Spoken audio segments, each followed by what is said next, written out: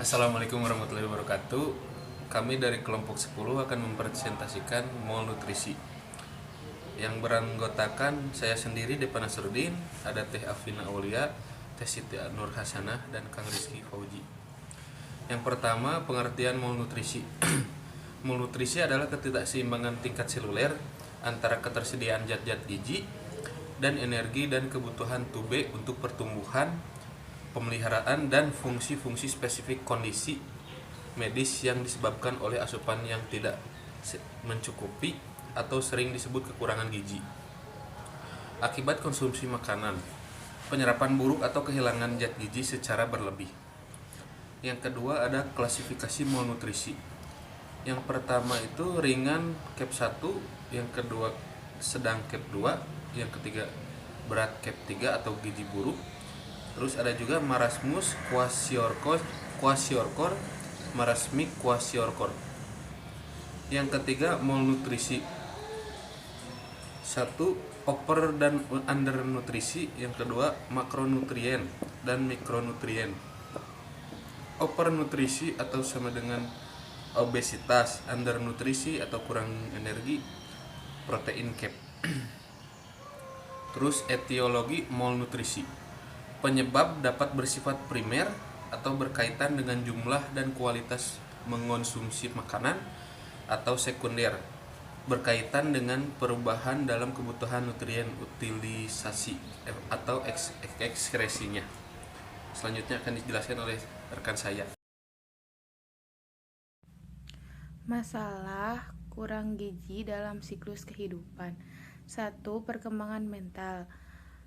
Risiko penyakit kronis pada usia dewasa. 2. Tumbuh kembang terhambat. 3. Gangguan pertumbuhan, produktivitas rendah atau kurang. Penyebab masalah kurang gizi yaitu pertama, krisis politik dan ekonomi. 2. Kemiskinan, pendidikan rendah, ketersediaan pangan, dan kesempatan kerja. Selanjutnya ada berat badan. Berat badan ditentukan oleh 3 jaringan, yaitu otot, jaringan lemak, dan tulang. Berikutnya ada tinggi badan, ditentukan oleh pertumbuhan tulang, malnutrisi akut, protein dari otot, dan lemak dari jaringan yang digunakan. Berat menurun, tinggi tidak terpengaruh. Berat badan atau tinggi badan dapat memprediksi cadangan energi tubuh. Malnutrisi kronis, metabolisme tulang terganggu, dan menyebabkan gangguan pertumbuhan linear. Marasmus, kekurangan asupan energi atau kalori dari bentuk makronutrien yang mencakup karbohidrat, lemak, dan protein. Salah satu cirinya yaitu sangat kurus dan rewel. Selanjutnya ada kwashiorkor, yaitu kekurangan protein meski asupan energi cukup. Maka kwashiorkor adalah kekurangan asupan energi atau kalori dari semua bentuk makronutrien yang mencakup karbohidrat, lemak, dan protein.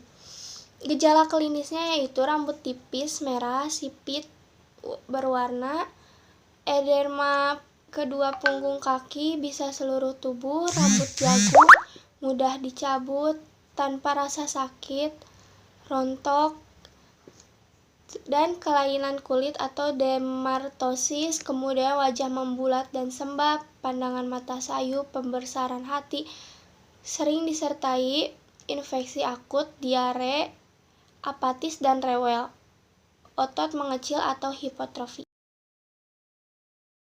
Terus ada penyebab malnutrisi, yaitu asupan ASI kurang, pola makan nutrisi tak seimbang, konsumsi alkohol, gangguan sistem pencernaan, dan gangguan mental.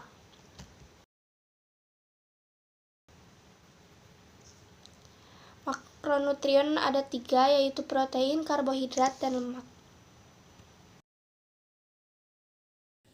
Selanjutnya mikronutrien dibagi ke dalam 4 jenis. Yang pertama ada vitamin.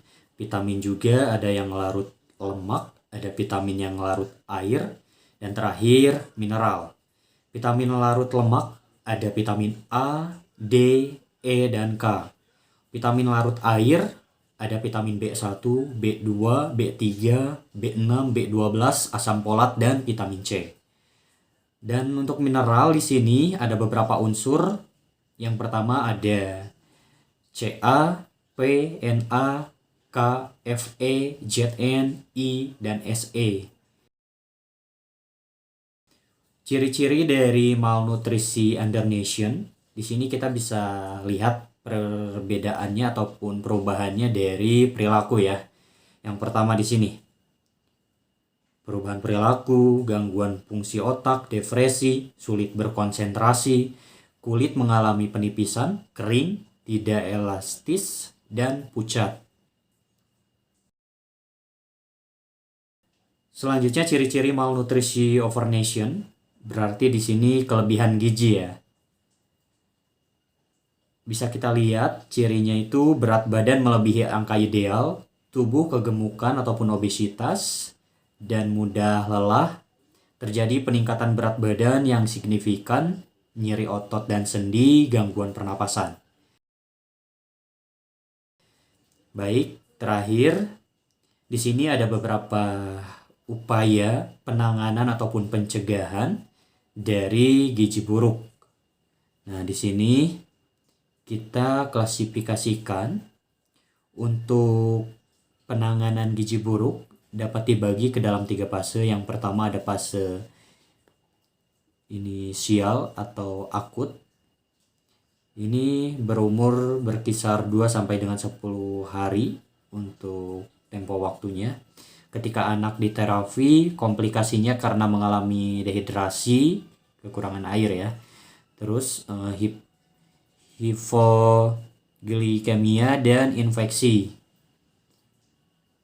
Di sini terapi pemberian makan bisa dimulai. Selanjutnya yang kedua ada fase recovery atau rehabilitasi untuk jangka waktunya 2 sampai dengan 6 minggu. Ketika anak mengalami peningkatan asupan makan dan berat badannya.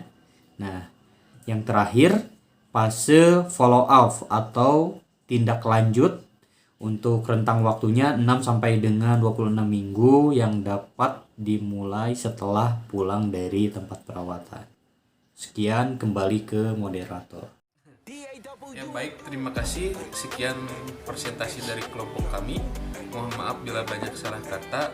Wassalamualaikum warahmatullahi wabarakatuh.